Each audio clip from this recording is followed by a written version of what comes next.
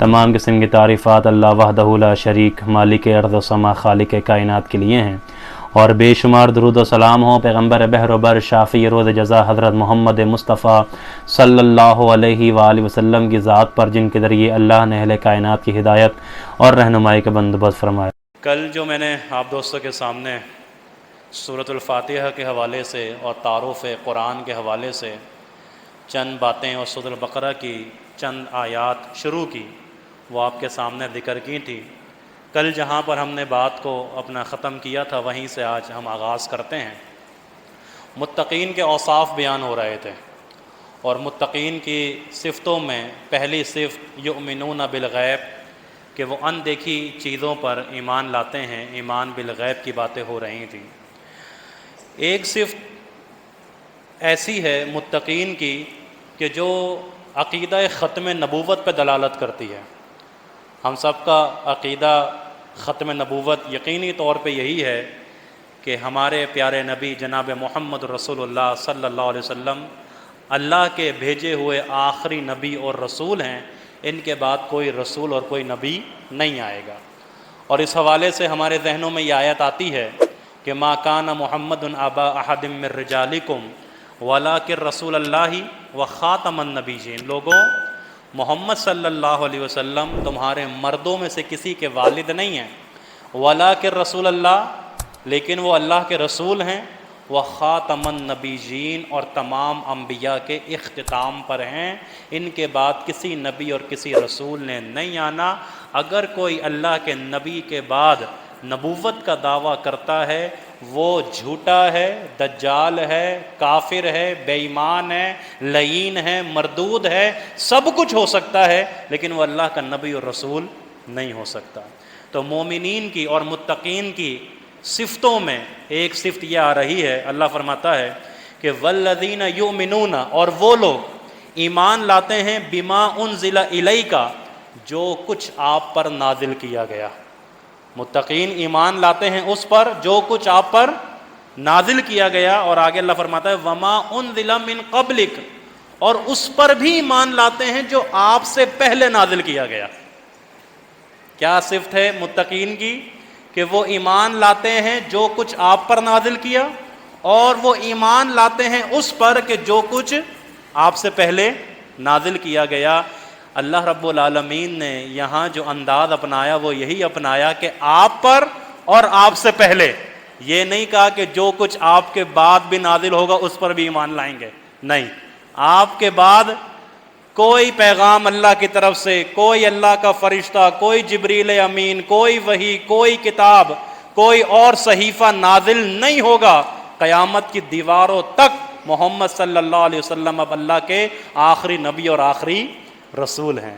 اگر مومنین کی اور متقین کے اوصاف میں یہ چیز ہوتی کہ جو کچھ آپ پر نازل کیا گیا وہ، اور اس کے علاوہ جو کچھ آپ سے پہلے نازل کیا گیا اس پر ایمان لاتے ہیں، اللہ نے یہ ارشاد نہیں فرمایا کہ من بعد کا، جو کچھ آپ کے بعد نازل ہوگا۔ بات سمجھ میں آ رہی ہے؟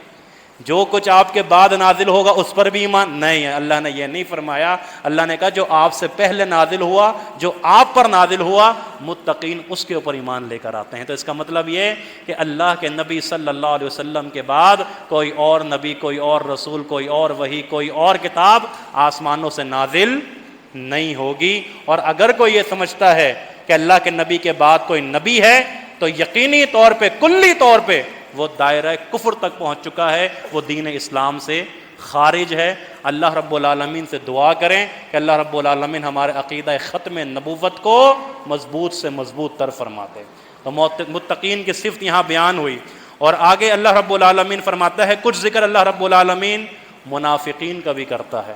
یہ منافقین نے جو ہے نا بڑی جڑیں کھوکھلی کری تھی اسلام کی، اس وقت بھی کری تھی اور آج بھی کرتے ہیں، کہ منہ پر آپ کے ہیں، سامنے آپ کے ہیں، جی حضرت کیسے ہیں، ماشاءاللہ بڑے زبردست کام ہو رہا ہے، بہت اچھی باتیں کر رہے ہیں، بڑا اچھا آپ نے مجمع سجایا ہوا ہے، اور پیٹھ پیچھے برائیاں، غیبتیں، چغلیاں۔ یہ کیا ہے؟ یہ نفاق نہیں تو کیا ہے؟ یہ منافقت نہیں تو کیا ہے؟ اور ان منافقین کا ذکر اللہ رب العالمین قرآن کریم میں ایسے فرماتا ہے کہ ان الذین کفروا، بے شک وہ لوگ کہ جنہوں نے کفر کیا، یعنی کافر ہیں، سواء علیہم انذرتہم ام لم تنذرہم لا یؤمنون. اللہ فرماتا ہے میرے نبی آپ ان کو ڈرائیں یا آپ ان کو نہ ڈرائیں, آپ ان کو ہمارے عذاب سے ڈرائیں یا آپ ان کو ہمارے عذاب سے نہ ڈرائیں, لا یؤمنون, یہ ایمان لے کر نہیں آئیں گے. کیوں؟ ختم اللہ علی قلوبہم وعلی سمعہم وعلی ابصارہم غشاوہ ولہم عذاب عظیم. اللہ نے ان کے دلوں پر مہر لگا دی ہے, اللہ رب العالمین نے ان کی سماعت پہ, ان کی بصارت پہ مہر لگا دی ہے, پردے ڈل چکے ہیں ان کے اوپر. آپ ان کو جتنی اچھی باتیں سکھا لو, جتنی اچھی باتیں ان کو بتا دو, آپ ان کو جتنی آیات کھول کھول کر بیان کر دو, لیکن ان کی سمجھ میں نہیں آئے گا. کیوں؟ کیونکہ ان کے دلوں پر مہر لگ چکی ہے اور ان کی سماعت اور بصارت پہ اللہ کی طرف سے پردہ ڈل چکا ہے. تو اللہ رب العالمین سے دعا کیا کریں کہ یا اللہ میرے دل کے اندر ہدایت کو ڈال دے, یا اللہ میرے سینے میں ہدایت کو ڈال دے, یا اللہ مجھے شریروں کے شر سے محفوظ کر لے, ورنہ کہیں ایسا نہ ہو کہ ہم ان اوصاف کے حامل ہو جائیں. اللہ ہم سب کو محفوظ فرمائے. آگے اللہ فرماتا ہے وَمِنَ النَّاسِ مَن يَقُولُ آمَنَّا, کچھ لوگ ان میں سے ایسے ہیں کہ جو کہتے ہیں آمنا باللہ وبالیوم الآخر, ہم تو ایماندار ہیں, ہم تو اللہ پر ایمان لانے والے ہیں, ہم تو آپ کے ساتھ ہیں, ہم تو آپ کے ساتھ ہیں, آپ کے شانہ بشانہ ہیں, اور وبالیوم الآخر, ہم تو آخرت کے دن پر ایمان بھی رکھتے ہیں. لیکن اللہ فرماتا ہے وما ہم بمؤمنین, حقیقت میں یہ ایماندار نہیں ہیں, یہ دوغلے ہیں, یہ اندر سے کھوکھلے ہیں, یہ آپ کی جڑیں کاٹنے کے لیے آئے ہیں, ان سے ہوشیار رہیں. یہ کہیں گے ہم آپ کے ساتھ ہیں, لیکن یہ کہیں گے ہم اللہ پر ایمان لاتے ہیں, یہ کہیں گے ہم آخرت کے اوپر ایمان لاتے ہیں, لیکن یہ ایماندار نہیں ہیں. اللہ کہتا ہے یخادعون اللہ والذین آمنوا, یہ دھوکہ دیتے ہیں اللہ کو, یہ اللہ کو دھوکہ دیتے ہیں, والذین آمنوا, اور ایمان والوں کو دھوکہ دیتے ہیں. آپ یقین سے بتائیں کوئی اللہ کو دھوکہ دے سکتا ہے؟ کوئی اللہ رب العالمین سے اپنی بات کو, اپنی ادا کو, اپنی حرکات کو چھپا سکتا ہے؟ اپنے سینے کے راز کو, جو علیم بذات الصدور ہے, جو دلوں کے بھید جانتا ہے, کیا اس سے کوئی بات ڈھکی چھپی رہے گی؟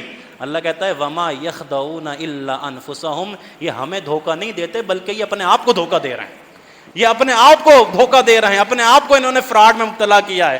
لیکن یہ اس طرح سے اللہ رب العالمین کی طرف سے ہے کہ وما یشعرون, ان کو شعور بھی نہیں ہے, ان کو پتہ بھی نہیں ہے کہ یہ اپنے آپ کو دھوکہ دے رہے ہیں. اللہ اکبر. آگے اللہ فرماتا ہے فی قلوبہم مرض, ان کے دلوں کے اندر مرض ہے.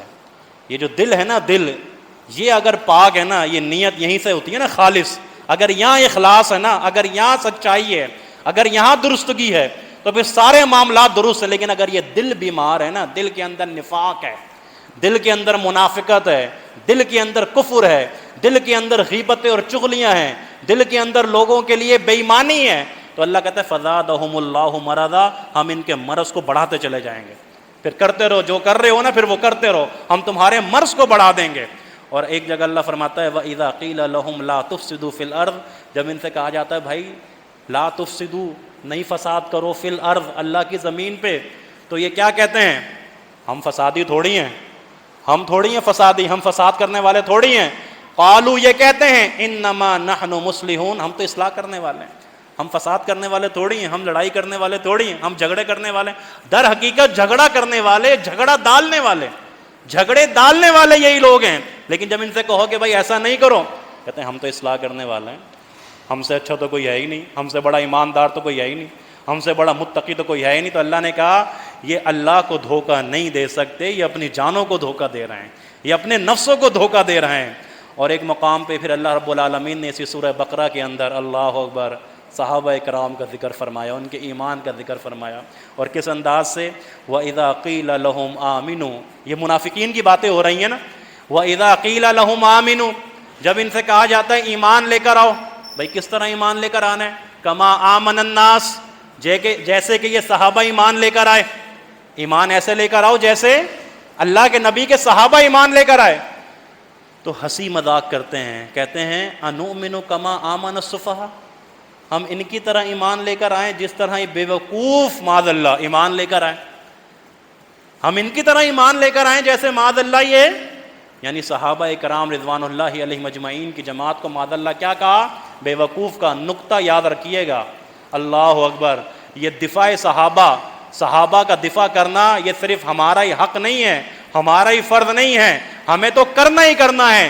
صحابہ کرام کا دفاع تو اللہ رب العالمین نے آسمانوں پہ کیا ہے. صحابہ کی جماعت کا دفاع، صحابہ کرام کی بابرکت جماعت کا دفاع اللہ رب العالمین نے آسمانوں پہ کیا ہے. جب انہوں نے کہا نا کہ ہم ایسے ایمان لے کر آئیں جیسے بیوقوف ایمان لے کر آتے ہیں، اللہ نے کہا الا، خبردار. اللہ نے ڈاٹا، تنبیہ کری، الا خبردار، انہم ہم السفہاء، یہ میرے صحابہ کو بیوقوف کہنے والے در حقیقت یہ خود بیوقوف ہیں. اللہ کے نبی کے ساتھیوں کو بیوقوف کہنے والے یہ در حقیقت خود بیوقوف ہیں. اللہ اکبر. وَلَٰكِن لَّا يَعْلَمُونَ، لیکن انہیں علم ہی نہیں، انہیں معلوم ہی نہیں ہے، ان کے پاس جانکاری نہیں ہے، ان کے پاس معلومات ہی نہیں ہے، ان کو پتہ ہی نہیں ہے کہ بیوقوف تو تم ہو، بیوقوف وہ نہیں ہے. اللہ اکبر. تو صحابہ کرام کا دفاع جب اللہ آسمانوں پہ کرتا ہے تو ہمیں صحابہ کا دفاع زمین پہ کرنا چاہیے کہ نہیں کرنا چاہیے؟ صحابہ کی عظمت پہ مر مٹنے کے لیے تیار رہنا چاہیے کہ نہیں رہنا چاہیے؟ یقینی طور پہ اپنی جانوں کے نذرانے بھی پیش کرنے کے لیے، صحابہ کی عظمت کے لیے، ان کی حرمت کے لیے ہمیں ہر وقت تیار رہنا چاہیے. اللہ فرماتے ہیں دیکھو ان کی حرکتیں دیکھیں. وَإِذَا لَقُوا الَّذِينَ آمَنُوا قَالُوا آمَنَّا، جب یہ ملاقات کرتے ہیں نا ایمان والوں سے، مومنین سے جب ملاقات کرتے ہیں کہتے ہیں قَالُوا آمَنَّا، ہم بھی تو مومن ہیں، ہم بھی تو ایمان لے کر آئیں. لیکن وَإِذَا خَلَوْا إِلَىٰ شَيَاطِينِهِمْ، جب خلوت میں اپنے شیاطین سے ملتے ہیں، اللہ کے دشمنوں سے ملتے ہیں تو کہتے ہیں قَالُوا إِنَّ مَعَكُمْ، ہم تو آپ کے ساتھ ہیں. یہ کیا ہے؟ یہ منافقت نہیں تو کیا ہے؟ یہی تو منافقت ہے. ایمان والوں سے کیا کہا؟ ہم تو آپ کے ساتھ ہیں، ہم ایماندار ہیں. لیکن اللہ کہتا ہے وَإِذَا خَلَوْا إِلَىٰ شَيَاطِينِهِمْ، جب خلوت میں اکیلے میں اللہ کے دشمنوں سے ملتے ہیں کہتے ہیں ہم آپ کے ساتھ ہیں. آگے فرماتے ہیں اللہ اکبر، اللہ فرماتا ہے انما نحن مستہزئون، کہتے ہیں ہم تو ان کے ساتھ مذاق کر رہے تھے، ہم تو ان کے ساتھ مذاق کر رہے تھے کہ ہم بھی تمہارے ساتھ ہیں، ہم مذاق. اللہ یستہزئ بہم ویمدوہم فی طغیانہم یعمہون.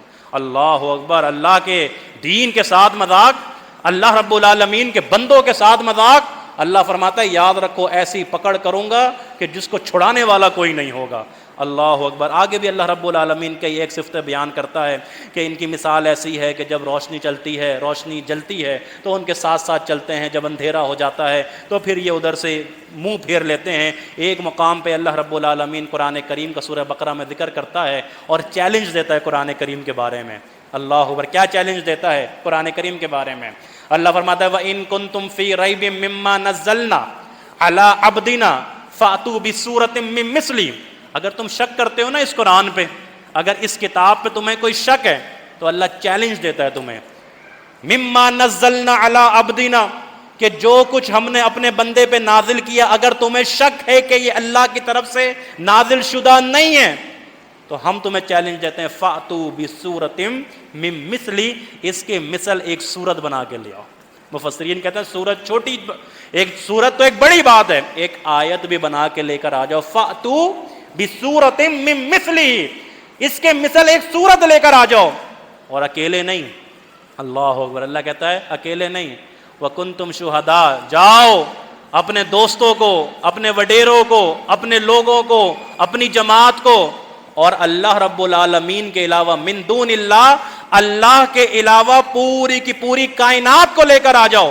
لیکن اس جیسی ایک صورت تو بنا کے لے آؤ، اس قرآن کریم کی جیسی ایک صورت تو بنا کے لے آؤ. چیلنج ہے نا، یہ کھلا چیلنج ہے. کوئی بھی اس چیلنج پہ آج تک اور قیامت کی دیواروں تک کوئی پورا نہیں اتر سکتا کہ اس قرآن کریم میں جتنی صورتیں ہیں اس کی مثل کوئی ایک صورت بھی بنا کے لے کر آ جائے. اللہ کہتے ہیں وَادْعُوا شُهَدَاءَكُم مِّن دُونِ اللَّهِ، بلا لو تم اپنے گواہوں کو، بلا لو تم اپنے لوگوں کو، من دون اللہ، اللہ کے علاوہ سب کو بلا لو، ان کنتم صادقین، اگر تم اپنے دعوے میں سچے ہو. آگے اللہ کہتا ہے فَإِن لَّمْ تَفْعَلُوا، تم یہ نہیں کر سکتے، وَلَن تَفْعَلُوا، اور تم یہ ہرگز نہیں کر سکتے. اللہ نے خود ہی نفی کر دی کہ اللہ کہتا ہے تم یہ نہیں کر سکتے چیلنج کو پورا، اور آگے مزید تنبیہ کری کہ وَلَن تَفْعَلُوا، تم ہرگز نہیں کر سکتے یہ. فَاتَّقُوا النَّارَ الَّتِي، اللہ کہتا ہے پھر اس آگ سے ڈر جاؤ، پھر اس آگ سے، جہنم کی آگ سے ڈر جاؤ جس کا ایندھن انسان اور پتھر ہیں. کہیں ایسا نہ ہو کہ وہ تم کافروں کے لیے جو اللہ رب العالمین نے تیار کی ہوئی ہے، اللہ تمہیں اس آگ کے اندر جھونک ڈالے.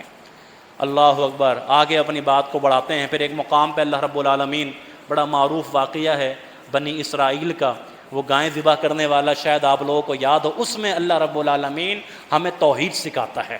وہ توحید کیسے سکھاتا ہے کہ وہ بچڑا موسیٰ علیہ الصلوۃ والسلام کی قوم نے اس کو اپنا معبود بنا لیا تھا. اس کو کیا بنا لیا تھا؟ اپنا معبود بنا لیا تھا. اور اللہ رب العالمین نے اسی بچڑے کے اوپر بنی اسرائیل کی قوم سے کیا کرا؟ چھری پھروا دی، اس کا گلا کٹوا دیا، اس کو ذبح کروا دیا. پورا واقعہ قرآن میں. وَإِذْ قَالَ مُوسَىٰ لِقَوْمِهِ إِنَّ اللَّهَ يَأْمُرُكُمْ أَن تَذْبَحُوا بَقَرَةً قَالُوا أَتَتَّخِذُنَا هُزُوًا قَالَ أَعُوذُ بِاللَّهِ أَن أَكُونَ مِنَ الْجَاهِلِينَ قَالُوا ادْعُ لَنَا رَبَّكَ يُبَيِّن لَنَا مَا هِيَ. اللہ رب العالمین فرماتا ہے کہ انہوں نے پوچھا گائیں کیسی ہونی چاہیے، ہم گائیں کو ذبح کریں گے لیکن گائیں کیسی ہونی چاہیے؟ اللہ رب العالمین نے فرمایا ان البقرہ، کہ وہ گائیں ایسی ہو کہ وہ لا فارض ولا بکر، نہ بوڑھی ہو نہ جوان ہو، اوانم بین ذالک، ان دونوں کے درمیان اعتدال ہو. فَافْعَلُوا مَا تُؤْمَرُونَ. اللہ نے بنی اسرائیل کی قوم کو کہا دیکھو اللہ کہہ رہے ہیں نا گائیں ذبح کرو، حکم دے رہے ہیں نا اللہ اپنے نبی کے ذریعے، تو ذبح کر دو. سوال نہیں کرو کہ کیسی ہونی چاہیے، ماہیت کیا ہونی چاہیے، حقیقت کیا ہونی چاہیے. لیکن بنی اسرائیل کی قوم کہتی ہے قالوا ادعوا لنا ربک یبین لنا ما لونها، گائیں ذبح کریں گے لیکن کلر بتا دیں کس رنگ کی ہو. تو اللہ رب العالمین نے کلر بھی بتا دیا، انہا بقرۃ صفراء فاقع لونها تسر الناظرین، زرد رنگ کی، صاف رنگ کی، چمکیلی رنگ کی، ایسی کہ دیکھنے والوں کو خوش کر دے. پھر سوال کر دیا ان البقرۃ تشابہ علینا، ایسی گائیں تو بہت ساری ہیں، سمجھ میں ہی نہیں آ رہا گائیں ہونی کیسے چاہیے. اللہ نے پھر بتا دیا کہ ان البقرہ لا ذلول تثیر الارض ولا تسقی الحرث. یہ سنا ہے آپ نے پہلے جو ہے رمضان کے اندر یہ آیات سنی ہے آپ نے کہ وہ گائیں ایسی ہو کہ جو زمین میں ہل جوتنے والی نہ ہو، ولا تسقی الحرث، کھیتیوں کو پانی پلانے والی نہ ہو، مسلمۃ لا شیۃ فیہا، اس میں کوئی عیب اور کوئی نقص نہ ہو. اور اس کے بعد جب یہ سب کچھ سنا نا بنی اسرائیل کی قوم نے، پھر کہا قالوا الآن جئت بالحق. اتنی چیزیں پوچھنے کے بعد کہتے ہیں اب ہماری سمجھ میں آ گیا کہ کیسی ہونی چاہیے. فذبحوها، اللہ کہتا ہے فذبحوها، انہوں نے گائیں کو ذبح کر دیا. وما کادوا یفعلون، لیکن وہ ایسا کرنے والے نہیں تھے. وہ ایسا کرنے والے کیوں نہیں تھے؟ وہ ایسا کرنے والے اس لیے نہیں تھے، اگر وہ کرنے والے ہوتے تو جب پہلی دفعہ موسیٰ نے کہا گائیں ذبح کر دو تو اللہ کے نبی کے حکم کی تعمیل کرتے ہوئے اسی وقت گائیں ذبح کر دیتے، سوال پہ سوال نہ داغتے. اتنے سوال، رنگ بتائیے، ماہیت بتائیے، حقیقت بتائیے، ایسی گائیں تو بہت ساری ہیں. اللہ نے کہا ذبح تو انہوں نے کر دیا لیکن یہ ایسا کرنے والے نہیں تھے. اچھا ذبح کروایا کیوں تھا اللہ نے؟ وہ اس لیے کروایا تھا کہ بنی اسرائیل کی قوم میں قتل ہو گیا ہے اور اس کا معلوم کرنے کے لیے کہ قاتل کون ہے، اس کو قتل کرنے والا کون ہے. موسیٰ کے پاس آئے تھے علیہ الصلوۃ والسلام. اللہ اکبر. وَإِذْ قَتَلْتُمْ، پھر آگے اللہ نے اس کا ذکر کیا، وَإِذْ قَتَلْتُمْ نَفْسًا فَادَّارَأْتُمْ فِيهَا، کہ جب تم میں ایک نفس کا قتل ہو گیا اور تم اختلاف کرنے لگے کہ اس کا قاتل کون ہے. وَاللَّهُ مُخْرِجٌ مَا كُنتُمْ تَكْتُمُونَ، جس کو تم چھپانے والے ہو نا اللہ اس کو ظاہر کرنے والا ہے. پریشان نہیں ہے اب چھپا لو کہ نہیں پتہ نہیں چلے گا کسی کو. اللہ نے کہا جس کو تم چھپانے والے ہو نا اس کو ظاہر کرنے والے ہم بیٹھے. تو لہذا پھر اللہ نے کہا فَقُلْنَا اضْرِبُوهُ بِبَعْضِهَا، ذبح ہو گئی، تم نے کر دیا ذبح، اب تم اس کے گوشت کا ایک حصہ اس مقتول کے جسم پہ لگاؤ جو قتل ہوا ہے، وہ اللہ کے حکم سے زندہ ہوگا، وہ اللہ کے حکم سے زندہ ہوگا اور بتائے گا کہ میرا قاتل کون ہے. آگے اللہ کہتا ہے کذالک یحیی اللہ الموتى ویریکم آیاتہ لعلکم تعقلون. اللہ تعالیٰ اسی طرح مردوں کو زندہ کرتا ہے اور ایمان والو تمہیں اللہ اپنی نشانیاں دکھاتا ہے لعلکم تعقلون، تاکہ تم عقل سے کام لو کہ ہم نے مرنے کے بعد اٹھنا ہے، مرنے کے بعد جان نہیں چھٹے گی، مرنے کے بعد بوسیدہ ہڈیاں ختم نہیں، بلکہ اللہ نے کہا ہم تمہیں اٹھائیں گے. کیف تکفرون باللہ وکنتم امواتا فاحیاکم ثم یمیتکم ثم یحییکم ثم الیہ ترجعون. تم کیسے اللہ کا انکار کرتے ہو؟ تم مردہ تھے، اس نے تم کو زندہ کیا، ثم یمیتکم، وہ تم کو پھر مارے گا، ثم یحییکم، وہ تم کو پھر زندہ کرے گا، ثم الیہ ترجعون، پھر زندہ ہونے کے بعد تم سب نے اللہ کی جانب لوٹنا ہے. سمجھ میں آئی بات؟ اب توحید کیا ہے اس کے اندر بات آخری بیان کر کے اپنی بات ختم کرتا ہوں. توحید یہ ہے میرے بھائیوں کہ وہ بنی اسرائیل کہ جس نے ایک بچڑے کو اپنا معبود بنا لیا، اللہ نے اسی بنی اسرائیل سے کہا ہاتھ میں چھری لو اور جس کو تم نے معبود بنایا نا حاجت روا مشکل کشا، پھیر دو اس کے گلے پہ. اچھا اس کے گلے پہ پھروا تو دی اللہ رب العالمین نے چھری، لیکن سوال یہ بنتا ہے، علماء کرام جب پڑھاتے ہیں تو پوچھتے ہیں سوال کہ یہ بتاؤ کہ اللہ رب العالمین نے بنی اسرائیل کی قوم کو گائیں ہی ذبح کرنے کا حکم کیوں دیا تھا؟ اللہ کہتا کوئی مینڈا لے لو اونٹ لے لو، بکرا لے لو، کوئی بھی چیز ذبح کروا دیتا، گائے ہی کیوں؟ وہ اس لیے کہ اس گائے کی تعظیم جو ان کے سینے میں تھی نا کہ یہ تو نفع و نقصان کا مالک ہے، یہ بچڑا نفع نقصان کا مالک ہے، حاجت روا ہے، مشکل کشا ہے، اللہ اس تعظیم کو ان کے سینے سے نکلوانا چاہتا تھا کہ دیکھو جس کو تم نفع نقصان کا مالک سمجھتے تھے، زندہ تھی، تمہیں کوئی نفع نہیں پہنچا سکی، تم نے ہاتھ میں چھری لے کے اس کو ذبح کر دیا، تمہیں کوئی نقصان نہیں پہنچا سکی، کیوں؟ کیونکہ نفع و نقصان کا مالک کون ہے؟ خالق ہے، نفع و نقصان کا مالک مخلوق نہیں ہو سکتی۔ تو اللہ رب العالمین نے یہ توحید کا نقطہ آپ کو سمجھا دیا، اور پھر ایک مقام پہ اللہ رب العالمین اسی سورہ بقرہ میں رمضان المبارک کے حوالے سے گفتگو کری، کتب علیکم الصیام کما کتب علی الذین من قبلکم لعلکم تتقون، ایام معدودات، یہ گنتی کے چند دن ہیں، اگر تم میں کوئی مریض ہے یا کوئی سفر میں ہے تو وہ اپنی مدت جو ہے روزے کی بات میں پوری کر لے۔ اور یہ ساری گفتگو ہو رہی ہے، اچانک اس گفتگو کے دوران ایک آیت آ جاتی ہے، وہ آیت کیا ہے؟ وَإِذَا سَأَلَكَ عِبَادِي عَنِّي فَإِنِّي قَرِيبٌ۔ اللہ یہ سوال کرتے ہیں کہ اللہ کہاں پر ہے، تو ان سے کہتے ہیں کہ اللہ قریب ہے۔ کتنا قریب ہے؟ اجیب دعوت الداع اذا دعان فلیستجیبوا لی ولیؤمنوا بی لعلہم یرشدون۔ اتنا قریب ہے اللہ تم سے کہ جب بھی کوئی پکارنے والا اس کو پکارتا ہے، وہ اس کی پکار کو سن کر اس کا جواب دیتا ہے۔ اچھا، اس آیت کے بعد پھر وہ معاملات شروع ہو گئے روزے کے حوالے سے ساری کی ساری، لیکن بیچ میں یہ ایک توحید کی آیت آ گئی، تو مفسرین فرماتے ہیں یہ توحید کی ایک آیت بیچ میں لا کے اللہ یہ سکھانا چاہتا ہے، تمہیں بتانا چاہتا ہے کہ لوگوں، رمضان کے روزے ہوں یا نمازیں ہوں یا نوافل ہوں یا حج ہوں یا عمرے ہوں یا صدقہ اور خیرات ہوں، جتنی بھی عبادات ہوں، ان سب کا فائدہ تمہیں اس وقت ہوگا کہ جب تمہاری توحید مضبوط ہوگی۔ تمہاری توحید مضبوط نہیں، تمہارے اندر ذرے کے برابر بھی اگر شرک پایا جاتا ہے، اللہ کی بارگاہ میں نہ نمازیں قبول ہیں، نہ روزے قبول ہیں، نہ حج قبول ہیں، نہ عمرے قبول ہیں، نہ صدقہ اور خیرات قبول ہیں۔ اس لیے اپنی توحید کی جو بنیاد ہے اس کو ہمیشہ میں نے اور آپ نے مضبوط رکھنا ہے، ہلنے بھی نہیں دینا ہے۔ اگر ہل گئی نا، گری نہیں، ہل گئی، ذرے کے برابر بھی اگر شرک آ گیا، یقین کیجئے ساری عبادات میرے اور آپ کے منہ پہ مار دی جائیں گی۔ اللہ رب العالمین ہم سب کو محفوظ رکھے۔ انشاءاللہ مزید تفسیر کل ہوگی۔ اللہ رب العالمین سے دعا ہے کہ اللہ رب العالمین ہمارا یہاں بیٹھنا اپنی بارگاہ میں قبول و منظور فرمائے، اللہ رب العالمین سننا اور سنانا اپنی بارگاہ میں قبول و منظور فرمائے۔